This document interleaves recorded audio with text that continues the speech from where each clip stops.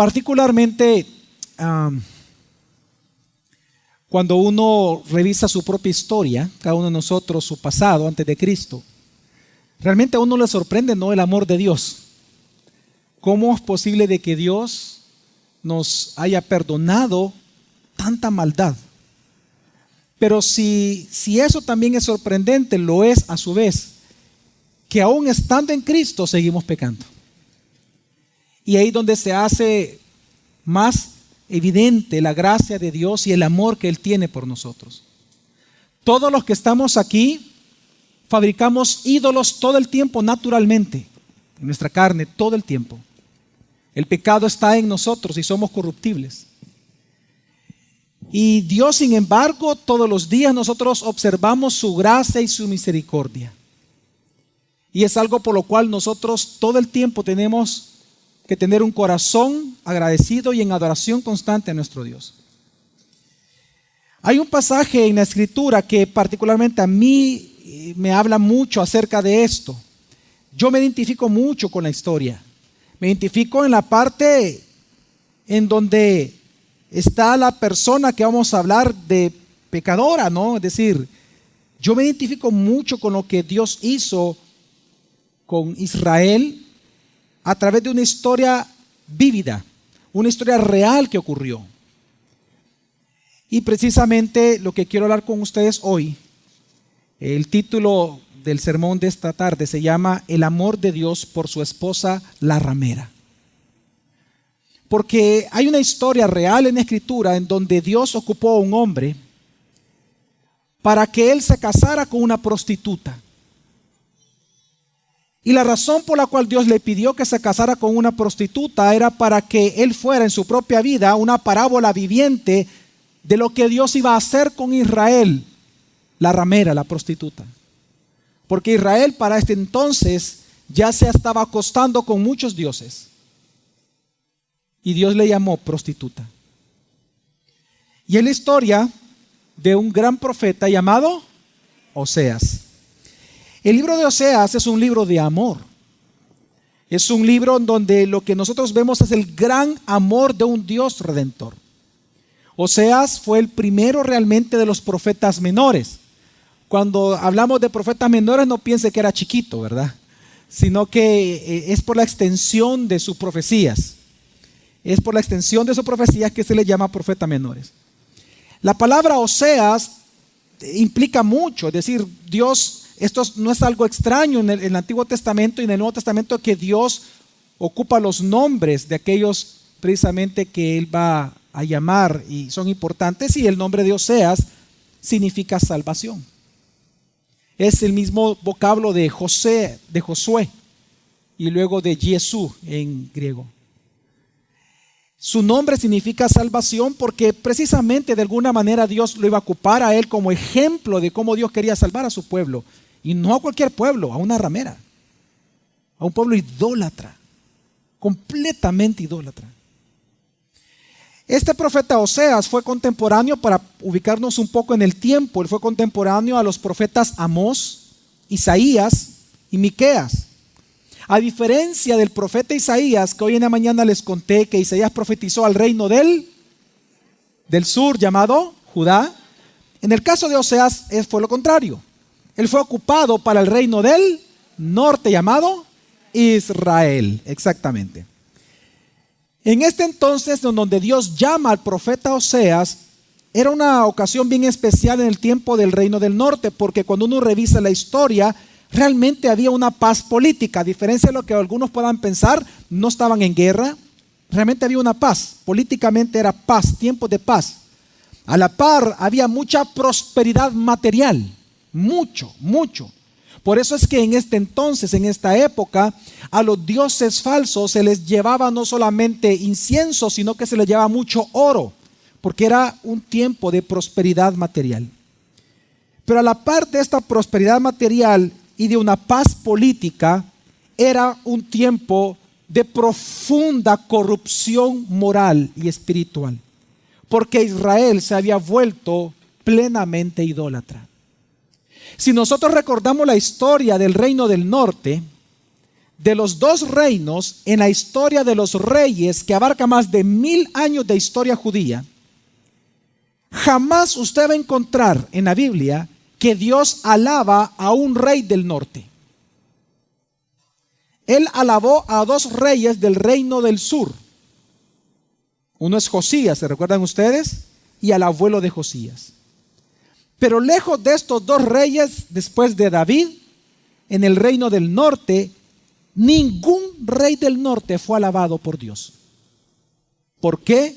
Porque eran hombres completamente corruptos, eran idólatras. Y ellos llevaron a la idolatría al pueblo. Recordemos que dentro del plan de Dios, los reyes eran lo que hoy llamamos los pastores del pueblo.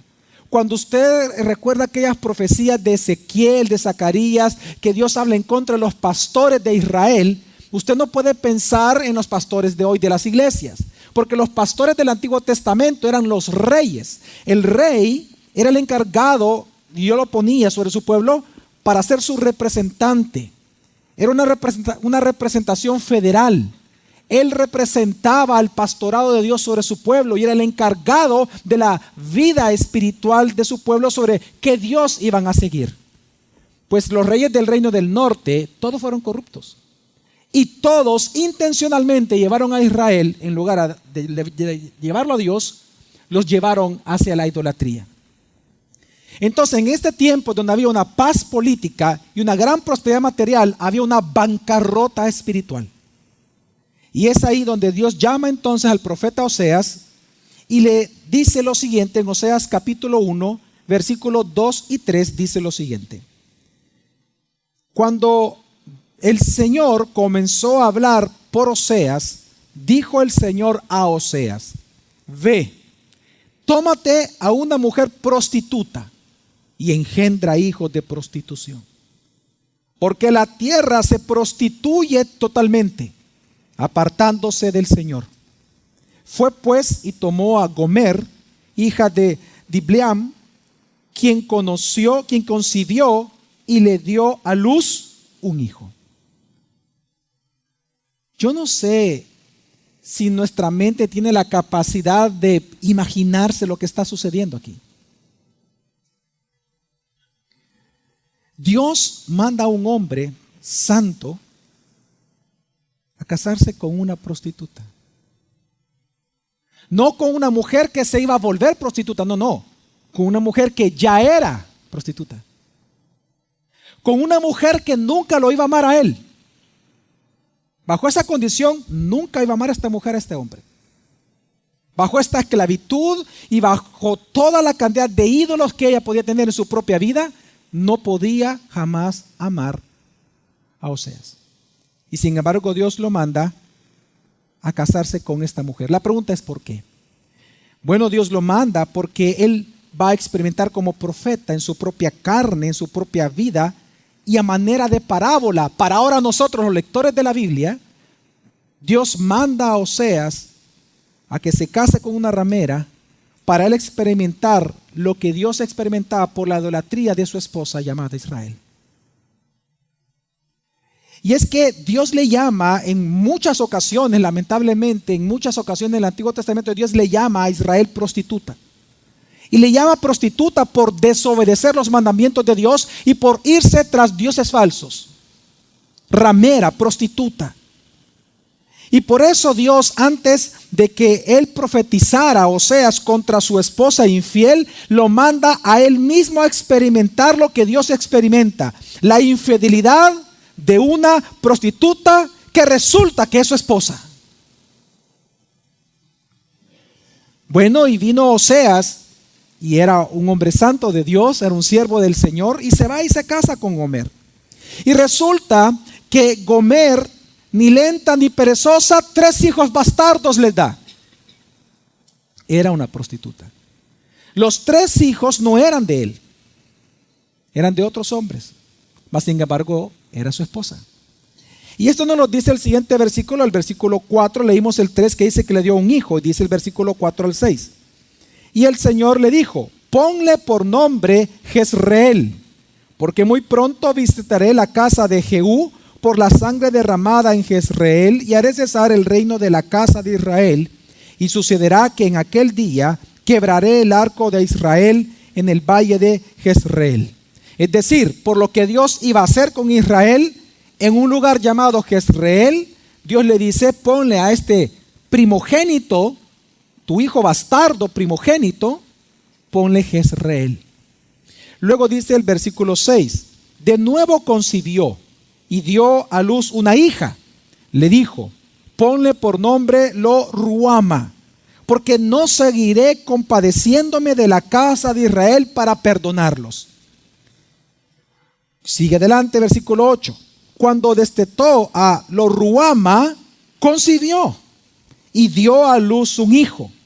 Y le dijo, ponle por nombre Lo-Ami, porque vosotros no sois mi pueblo, ni yo seré para vosotros el gran yo soy. Los tres nombres representan los tres juicios que Dios iba a traer sobre Israel la prostituta. Eran tres juicios. El nombre Jezreel, recordemos que no solamente era el nombre de la ciudad, sino que también era el nombre de un valle, en donde por la violencia del asesinato de Jehú sobre sus enemigos, Dios le dice que en ese mismo valle Él iba a quebrar los arcos de Israel.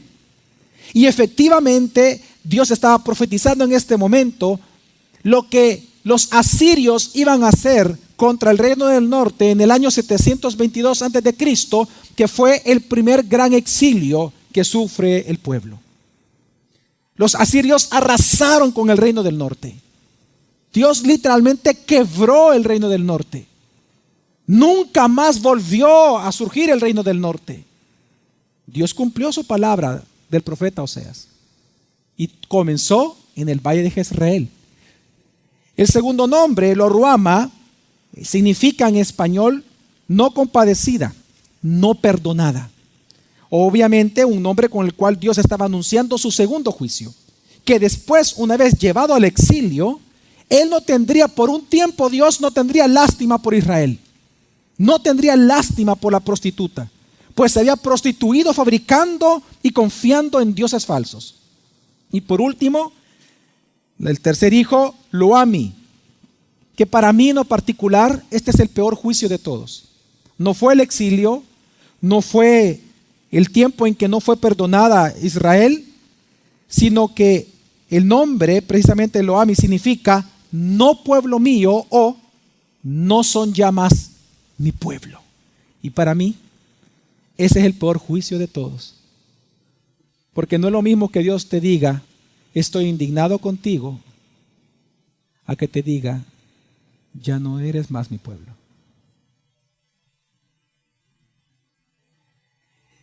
Y esto que vemos aquí, porque algunos se pueden preguntar, bueno, ¿y por qué? ¿Y cómo es que Dios actúa de esta manera? Es lo mismo que vemos en el Nuevo Testamento, exactamente lo mismo.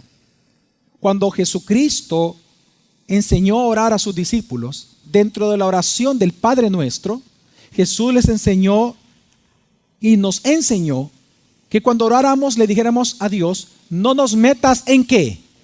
Ok, esto es lo que estamos leyendo en Oseas, eso es que Dios meta a su pueblo en tentación. Dios no tienta a nadie. Dios no es tentador. Cuando la Biblia habla de que no nos metas en tentación, significa esto, no nos sueltes. No nos sueltes, Señor. Mejor muertos que separados de ti. Pero no me sueltes nunca. Sé que he pecado, pero no me sueltes. No sé si me doy a entender. No permitas que mi pie resbale en piedra. No permitas que yo me olvide de ti, Señor. Por favor, no hagas eso conmigo. Eso significa no nos metas en tentación. Pero es lo mismo que vemos acá. Dios intencionalmente decide enviar 3 juicios contra la Israel prostituta. Así que tenemos aquí 3 hijos, 3 nombres y 3 juicios de Dios sobre Israel para que precisamente ellos fueran castigados, obviamente por su adoración a dioses falsos, por no querer seguir la voluntad de Dios en las palabras del pacto. Ahora la pregunta es, ¿por qué Dios se indignó con ellos específicamente? Bueno, sigamos leyendo Oseas capítulo 2. En Oseas capítulo 2, versículo 5 y versículo 8 y el 13, dice así: sí, su madre se ha prostituido. Aquí Dios le está hablando a los hijos. Dice, sí, su madre se ha prostituido. La que los dio a luz se deshonró, pues se dijo, iré en pos de mis amantes, los cuales me dan mi pan y mi agua, mi lana y mi lino, mi aceite y mi vino. Ella no entendía que yo era quien le daba el grano, el mosto y el aceite. Ella no entendía que yo era quien le multiplicaba la plata y el oro que usan ahora para los Baales. Versículo 13, la castigaré por los días dedicados a los Baales, a los cuales le quemaba incienso, y adornándose con aretes y gargantillas, iba en pos de sus amantes, y se olvidaba de mí, dice el Señor. Para mí este texto resume todo lo que hemos hablado en 2 días. Este texto. Porque usted puede ver aquí cómo funciona la idolatría. Aquí vemos de que Dios quiere ser el marido de Israel, pero ella ama a otros dioses y se acuesta con ellos. Ella es una ramera, una prostituta. Dios se indigna de que Dios dándole todo, resulta que ella no reconoce que Él es su proveedor, sino que ella ha asumido, Israel ha asumido de que el vino, que el mosto, que el aceite, que el grano se lo dan los amantes. Otros dioses, otros pueblos. Dios se indigna de que aunque ella todo lo obtenía de su verdadero esposo, que era Dios, ella pensaba que lo recibía de sus señores o de sus baales. Dios se indignó de que ella no hacía lo que Dios le ordenaba, pero ella agradablemente hacía lo que sus señores, los ídolos, le decían. En la última frase a eso Dios se refiere, le dice, y adornándose con aretes y gargantillas, iba en pos de sus amantes y se olvidaba de mí. Dios está indignado porque ella no estaba dispuesta a obedecer los mandatos de su hacedor, su redentor, su esposo, quien le daba su provisión cada día, pero sí bien quería hacer la voluntad de sus dioses. Ella sí quería eso. Dios se indignó de que se olvidaran de él, de su marido. Y recordemos que esta fue una historia real. Es que esto mismo que Dios está reclamando en Israel, el corazón de Oseas fue quebrado por lo mismo. Porque Oseas vio lo mismo de su esposa. Que la esposa, siendo una prostituta, no lo amaba a él.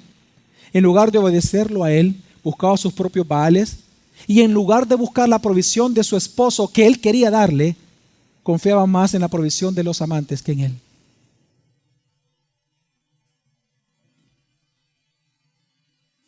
Ahora, la vergüenza de Oseas fue real. La pregunta es, ¿qué tenía que hacer Oseas?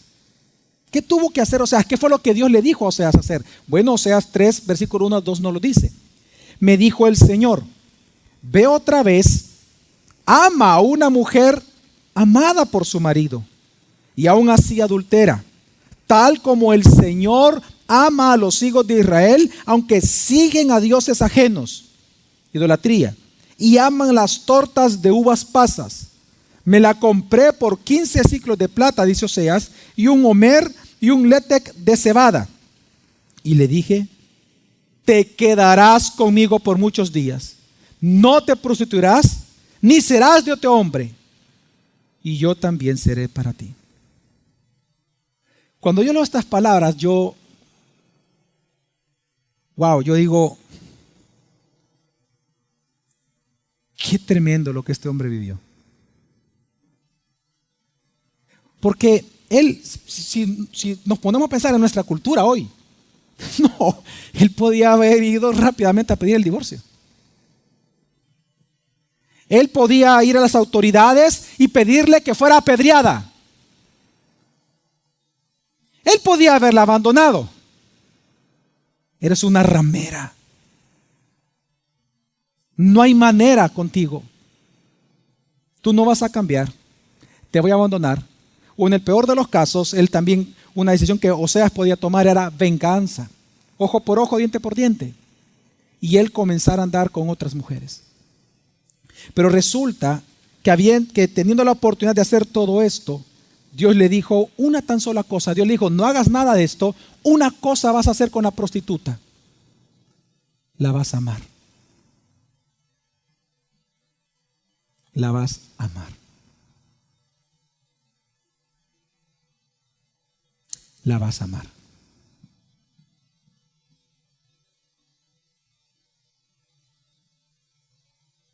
Yo no puedo entender el gran amor que Dios tiene con nosotros. Es difícil.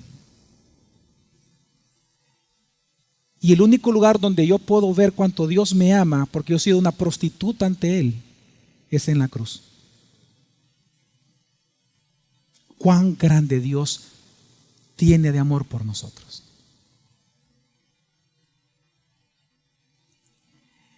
Y es que no solamente el amor era algo que Él tenía que expresarle en palabras. El amor lo mostró en la redención que Él efectuó, porque Oseas lo que hizo fue pagar el precio de una esclava. Y quiero que entienda que el precio que Él pagó fue un precio muy alto, porque Él no tenía para pagar. Por eso Él hizo una mezcla. Él entregó dinero, pero a la vez entregó bienes, porque no le alcanzaba. Es decir, para empezar, la mujer ni lo amaba. Segundo, era una prostituta.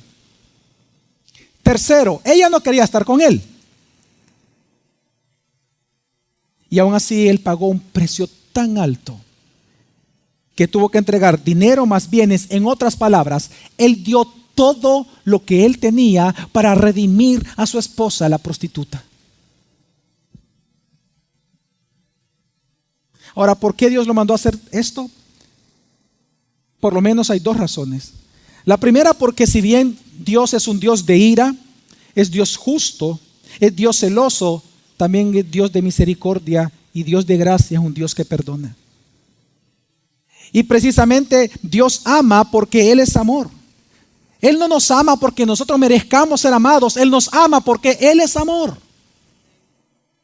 No hay nada en nosotros que haga que Dios nos ame, porque Dios odia al pecador. Lea el Salmo 5, lea varios salmos. No existe tal cosa como que Dios aborrece el pecado pero ama al pecador. No, en la Biblia dice que Dios aborrece al pecador. No hay nada en nosotros que haga que Dios nos ame. Si Él nos ama es porque Él es perfecto amor. Y por lo tanto, en primer lugar, Dios lo manda a hacer esto porque Él es amor. A quien Él quiere redimir, a quien Él quiere salvar, Él salva. Yo tengo misericordia del que quiero tener misericordia.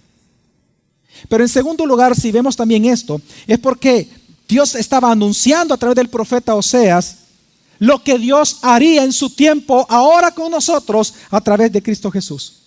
Porque en este pasaje de Oseas 3, el versículo 5 termina, después de él decir que él pagó por su esposa, la redimió, el profeta Oseas da unas palabras en donde podemos ver el evangelio en el libro de Oseas, acá en este versículo, que es el versículo 5, y dice así: después los hijos de Israel volverán. Está hablando del exilio. Después los hijos de Israel volverán y buscarán al Señor su Dios y a David su ¿qué? Su rey, y acudirán temblorosos al Señor y a su bondad en los últimos días. Una pregunta, aquí dice David su rey. ¿Cuál David el rey? Si David había sido rey ya casi 500, 700 años antes de lo que estaba ocurriendo aquí. Oseas dice, después de que él redime a su esposa, él profetiza diciendo: después los hijos de Israel, así como yo redimí a mi esposa, después los hijos de Israel volverán y buscarán al Señor su Dios y a David su rey. David, si David ya estaba muerto. ¿A qué David se estaba refiriendo aquí el profeta Oseas? Al gran hijo de David, a la simiente prometida de Génesis capítulo 3, a la promesa de Abraham, a la promesa de Isaac, a la promesa de Jacob, a la promesa de David. Él estaba anunciando que mucho tiempo después, así como Él pagaría un alto precio por redimir a su esposa, la prostituta, así habría un día en que Dios encarnaría en este mundo a través de la persona de Jesús y pagando un alto precio en la cruz de Calvario, redimiría a nosotros, la prostituta, por pura gracia y por pura misericordia. Hermanas, todos los que estamos aquí somos culpables de prostitución. Nadie aquí puede decir que no es culpable de prostitución. Todos somos culpables de prostitución. Porque Él nos creó para su gloria, pero nosotros no hemos querido reconocer su gloria. Nosotros nos corrompimos. Y nosotros le llegamos a menospreciar y cambiamos su gloria, dice la Escritura, por una gloria corruptible, humana. Es nuestra tendencia, en nuestra carne, a hacer lo que queremos, cuando queramos y con quien querramos. No nos importa unirnos en yugo desigual. Lo importante es lo que nosotros queremos hacer y lograr a cualquier costo. Hemos amado al mundo y sus deseos y no nos hemos puesto a amar realmente a nuestro Creador. Creemos más a lo que dicen las religiones, las sectas, filosofías modernas, lo que dice nuestra carne, nuestra mente, nuestra lógica, nuestro sentido común, más que lo que dice Dios en su palabra.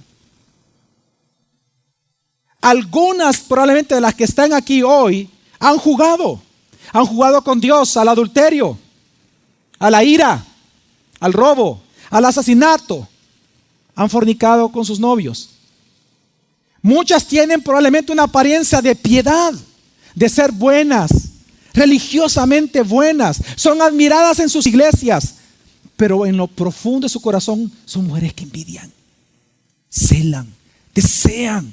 Sus anhelos son oscuros y sus motivaciones para dar una apariencia de piedad son perversas. Otras probablemente son muy religiosas, se aman a sí mismas, se sienten orgullosas de no ser orgullosas. Se sienten orgullosas de ser buenas cristianas. Eso se llama prostitución. Pero aún con todo eso, si algo nos hace ver el libro de Oseas, que aún con todo eso, aún con toda nuestra idolatría, aún con todos los ídolos que se fabrican todo el tiempo, aún Dios no te ha desechado ni te va a desechar. Porque aunque nosotros nos hemos acostado con otros dioses, lo que dice el profeta Oseas es que Dios aún nos desea. Aún con todo, hermanas, amigas, Dios te desea. Dios te desea a ti. Aunque no lo merezcas, Dios te desea a ti. Dios te ama y Él quiere rescatar tu vida. Él quiere volverte a enamorar, como la esposa enamora, como el esposo enamora a la esposa. Él te quiere volver a enamorar. Y por eso Él encarnó en la persona de Jesús, para que Él, muriendo por tus pecados y resucitando al tercer día, ahora por medio de la fe en Él y por gracia de Dios, tú puedas ser redimida y vengas a ser de Dios tu hacedor. Si algo nosotros vemos en el libro de Oseas es el evangelio en todo el libro. En todo el libro está, pero el evangelio muy fuerte. Porque cuando nosotros leemos lo que Oseas hizo, es que lo que él hizo, también él lo había profetizado que lo iba a hacer con nosotros hoy. Porque resulta que en esta profecía que Dios dio a Israel a través de Oseas, podemos ver cuán grande iba a ser nuestra necesidad de Jesús y cuán importante y necesario su evangelio cada día para nosotros. Hay un pasaje dentro de esta misma profecía que intencionalmente yo no leí, pero hoy sí quiero leer para compartirles precisamente lo que Dios hace con nosotros a pesar de nuestra idolatría y cómo el evangelio de Jesucristo nos sostiene. En este mismo pasaje de Oseas, el capítulo 2, del versículo 14 al 23, un pasaje extenso, dice así la palabra del Señor. Por tanto, yo la atraeré y la conduciré al desierto y le hablaré a su corazón. Allí le daré sus viñas y el valle de Acor como puerta de esperanza. Allí Me responderá como en su juventud, como cuando salió de Egipto. Y sucederá en aquel día, dice el Señor, que tú me llamarás Ishi y ya no me llamarás Baalí. Te desposaré conmigo para siempre. Te desposaré conmigo en justicia y en derecho, en benignidad y en gran misericordia. Te desposaré conmigo en fidelidad y tú conocerás al Señor. Aquel día responderé, oráculo del Señor. Yo responderé a los cielos y ellos responderán a la tierra. Y la tierra responderá al trigo, al vino, al aceite. Y ellos responderán a Jezreel. Y la sembraré en la puerta para mí mismo. Y me compadeceré de lo Ruama y diré a Loami, pueblo mío otra vez. Y él responderá, tú eres mi Dios. Y esta porción de Oseas señala completamente a nosotros ahora en Cristo Jesús. Y es que cuando Dios da esta profecía en Oseas, que es de doble cumplimiento, nosotros podemos observar de que Dios prometió comenzar como Él comienza con usted y conmigo cuando venimos a los pies de Jesucristo. Dice el versículo 14, lo voy a volver a leer, dice así el versículo 14, Oseas 2:14, dice, por tanto, yo la atraeré y la conduciré al desierto y le hablaré a su corazón. Dios prometió hacer esto en los últimos tiempos. ¿El qué? Atraer a la ramera, apartar a la ramera de su idolatría, pero para hablarle a su corazón.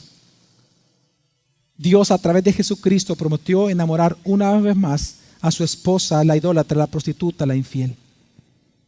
Cada día es nuestra tentación, hermanas, cada día es nuestra tentación querer aparentar ante Dios. Pero no deberíamos de aparentar ante Dios.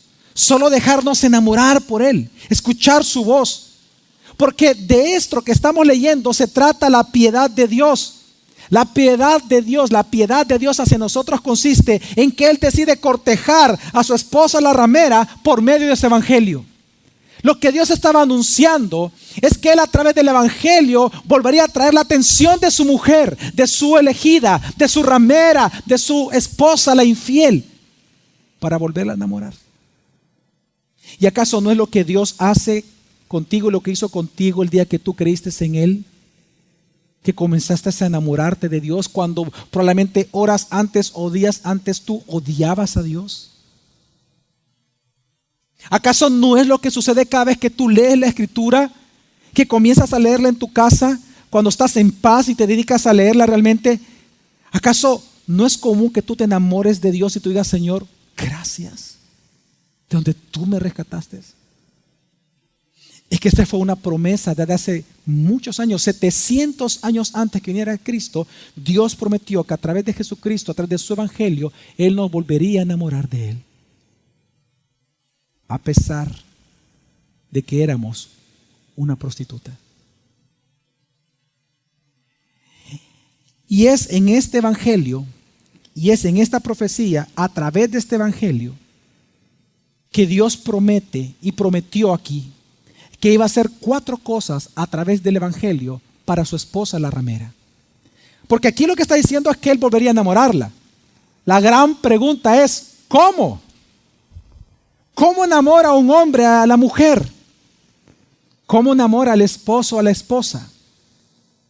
Pues en esta misma profecía Dios dice cómo lo iba a hacer. Y Él dice que 4 cosas, Él profetiza aquí 4 cosas Él iba a lograr con el evangelio. Número 1, le iba a recordar, le iba a predicar a su esposa su esperanza de vida eterna. Porque dice el versículo 15, dice el 14 primero, por tanto yo la traeré y la conduciré al desierto y hablaré a su corazón. La pregunta es, ¿qué es lo que Dios iba a hablarle o le iba a hablar a su esposa, la ramera, a través del evangelio? Número 1, versículo 15, allí le daré sus viñas y el valle de Acor como puerta de esperanza. Allí responderá como en su juventud cuando salió de Egipto. En otras palabras, mire, el valle de Acor, usted recordará en la Escritura, es el mismo valle donde Israel fue atribulado porque Acán tomó del anatema del pueblo de Jericó. ¿Se acuerdan ustedes que Dios, cuando entran al pueblo, a la tierra prometida, y atacan a la primera ciudad que era Jericó, caen los muros al 7º día? ¿Se acuerdan ustedes? Y Dios les dijo que todo lo que estaba allí no era para ellos, sino que ¿para quién? Para Dios. era anatema para el pueblo. Era una ofrenda para Dios, pero anatema para el pueblo. Es decir, maldición para el pueblo si alguien lo tomaba. Pues allí en ese valle de Acor, donde Acán tomó, obviamente por ídolos en su propio corazón, él tomó acá, pues en este mismo valle en donde Dios promete abrir una puerta de esperanza. Y precisamente esta puerta de esperanza para nosotros es Cristo Jesús.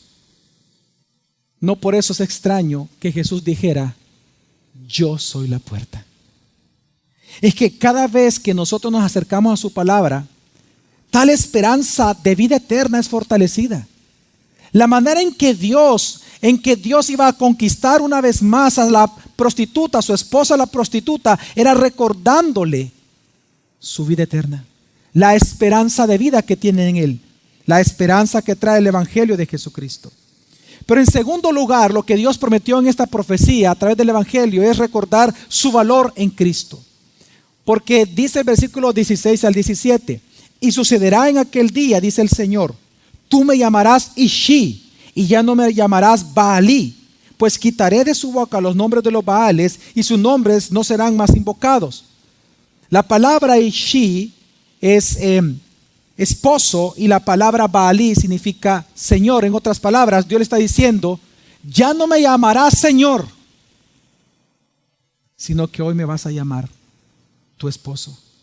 En otras palabras, esto es que tu identidad, tu seguridad, tu valor como mujer, tu honor como mujer, siempre estará fundamentado en tu Dios Redentor eterno. Su nombre es Jesús. Tu valor como mujer, tu valor cada día no lo puede determinar ni siquiera el amor de un hombre.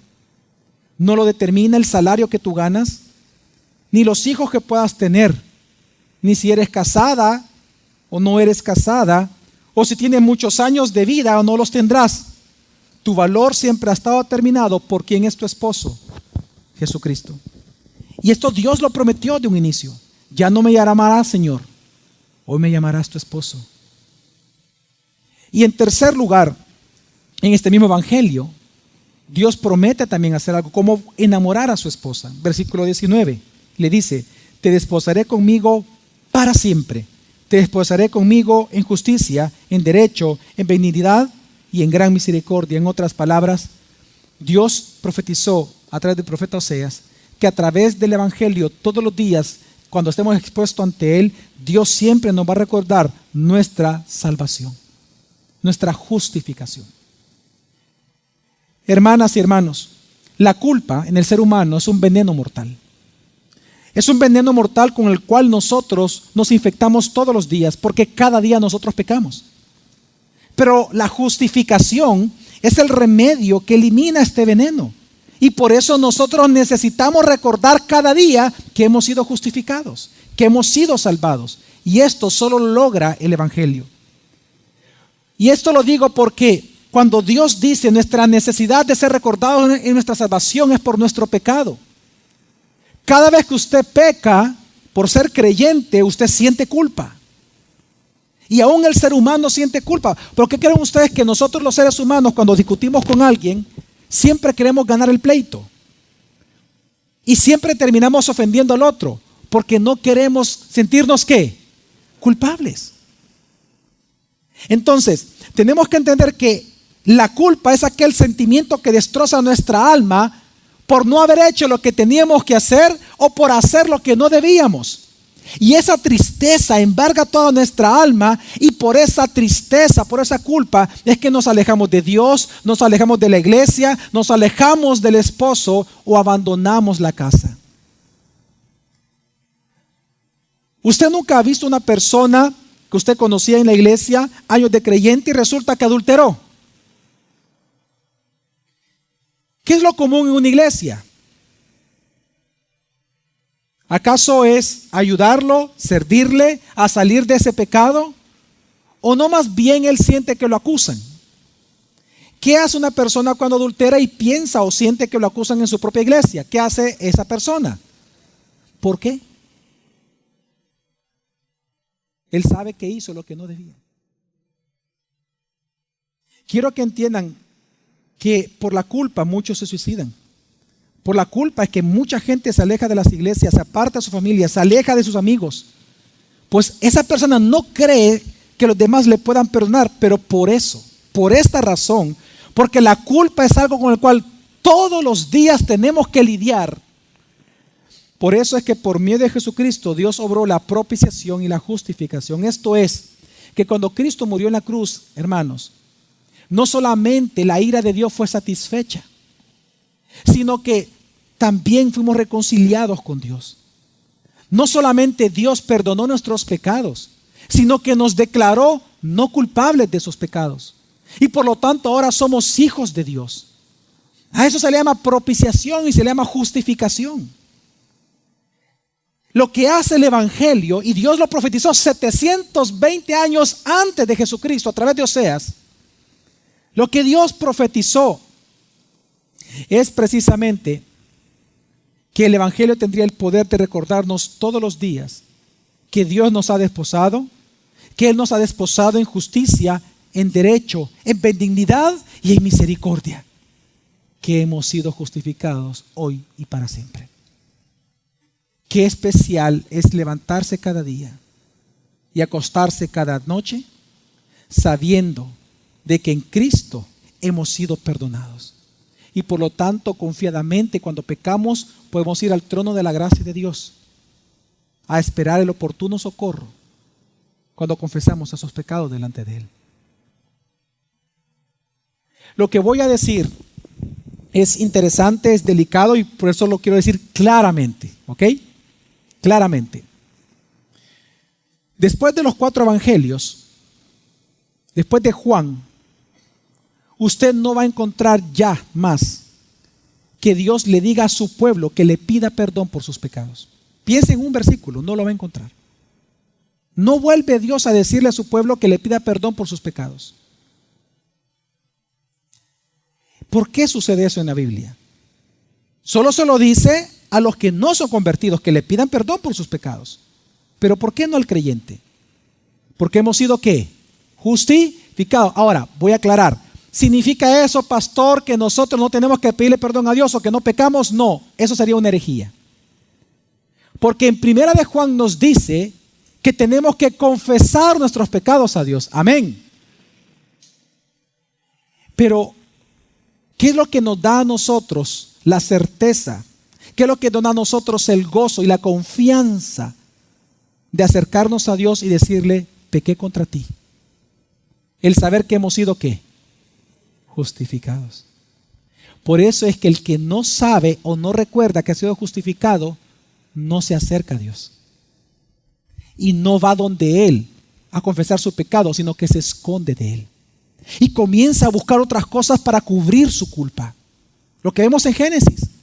Busca otras cosas para cubrir su culpa, porque no se siente justificado. Pues Dios dice a través del profeta Oseas que la exposición del Evangelio a través de Jesucristo sería tan importante en nuestra vida, que por eso Él dice a la prostituta, yo te llevaré al desierto y te volveré a enamorar, te desposaré conmigo y te diré que te he desposado conmigo en justicia, en derecho, en benignidad y en gran misericordia.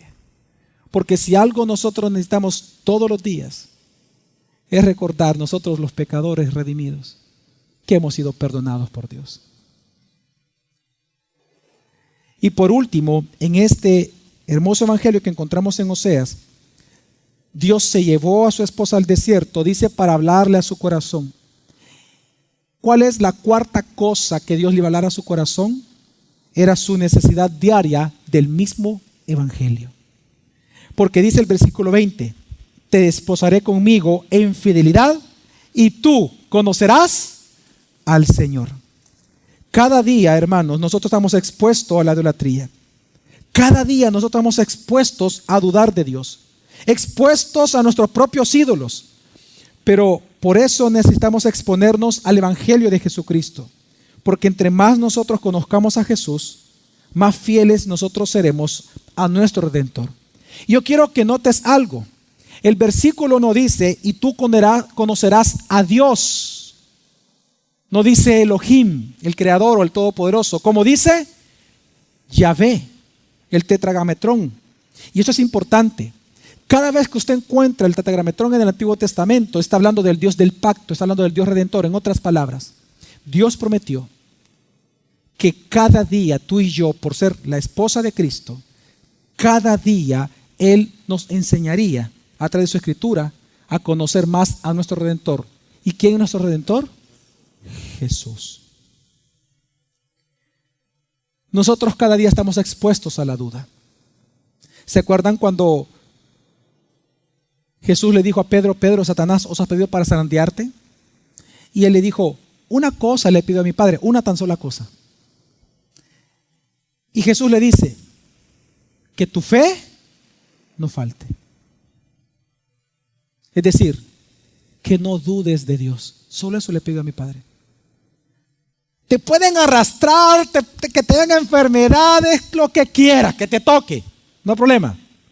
Una cosa, una tan sola cosa es necesaria para ti en tiempos de prueba y en tiempos de aflicción.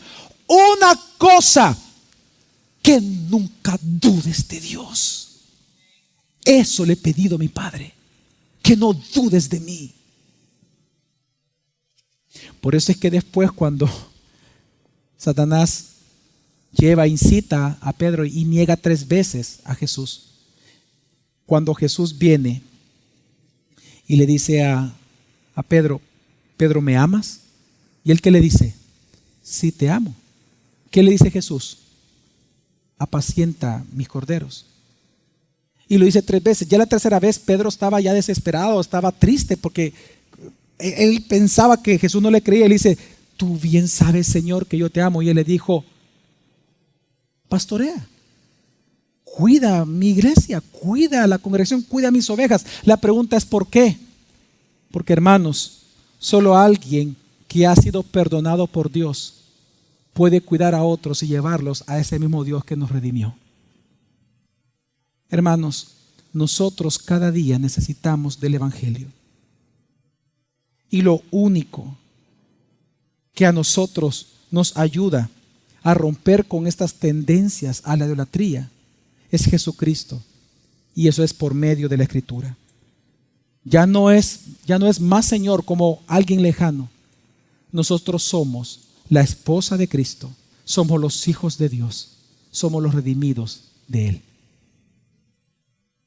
Por lo tanto, todos los días expongámonos a este Evangelio. Amén. Vamos a orar.